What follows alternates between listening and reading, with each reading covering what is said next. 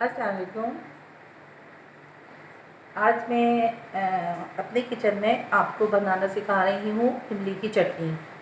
तो इमली की चटनी में जो चीज़ें दरकार हैं वो हैं, सबसे पहले तो एक बाउल इमली, तकरीबन आधा किलो इमली है। उसमें से हमने उसका बीज निकाल दिया है और पल्प अलग अलग कर दिया है।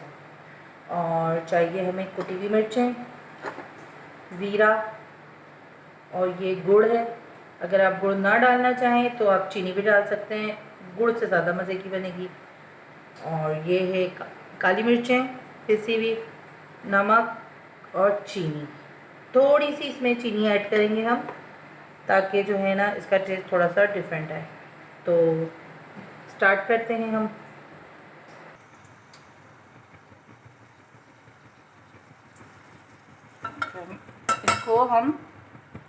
इसको हम ब्लेंडर में ब्लेंड नहीं करेंगे, इसको हम पकाएंगे। पकाने से ये होता है कि आपकी जो चटनी होती है लॉन्ग लास्टिंग होती है, ज़्यादा दिन तक आप इसको खा सकते हैं, ख़राब नहीं होती बगैर किसी प्रिजर्वेटिव के।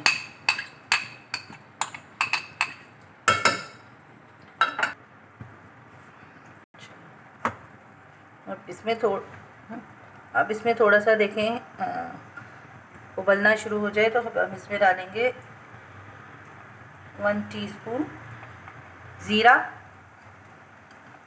मेरी चम्मच छोटा है तो मैं इसमें थोड़ा ज़्यादा डालूँगी। 1 टीस्पून कुटी हुई मिर्चें और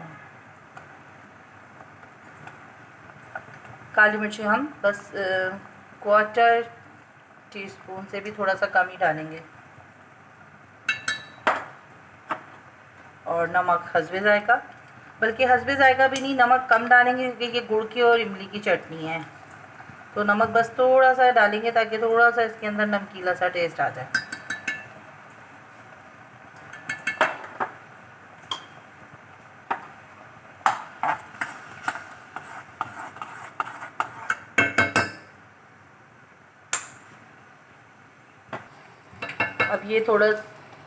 अब ये थोड़ा सा जो है ये देखें, इसमें उबाल आना शुरू हो गया, बबल्स बनना शुरू हो गए। तो अब इसमें हम एक कप नहीं है, तकरीबन ये देखें छोटी प्याली है, आधा कप इसमें हम गुड़ डाल देंगे पूरा।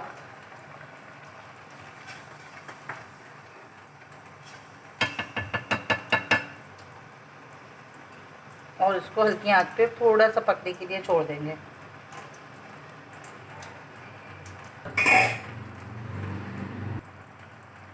थोड़ा सा हम इसमें देखें ये छोटा कप पानी डाल देंगे, आधा कप डालने हैं, अपने हिसाब से डालने हैं। अब हम इस पोजीशन पे डालेंगे, ढक्कन ढकेंगे और थोड़ी सी देर में हमारा ये चटनी तैयार हो जाएगी। अब देखिए ये इस तरह से देखें, अंदर ये इसमें उबाल आ रहा है। अब हमें तकरीबन 10 मिनट गुजर चुके हैं इसको पकाते हुए। अब इसमें हम डालेंगे थोड़ी सी बिल्कुल चीनी, 1 टीस्पून डालेंगे तकरीबन।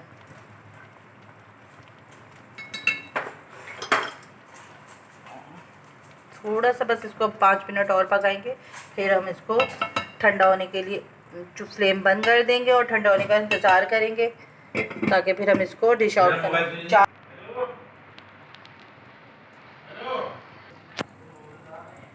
5 मिनट गुजर गए हैं, आप देखें।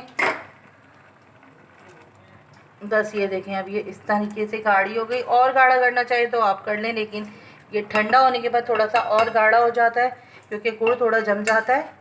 तो बस अब हम इसी पोजीशन में इसका चूल्हा बंद करेंगे और इसको ठंडा होने का इंतज़ार करेंगे। ठंडा हो जाएगा तो फिर हम इसको किसी कंटेनर में निकालेंगे चटनी को। तो मिलते हैं थोड़ी सी देर बाद। अब ये देखिए ठंडा हो गया है और इसमें से धुआं निकलना बंद हो गया है। तो अब हम इसको इस जार में निकालेंगे।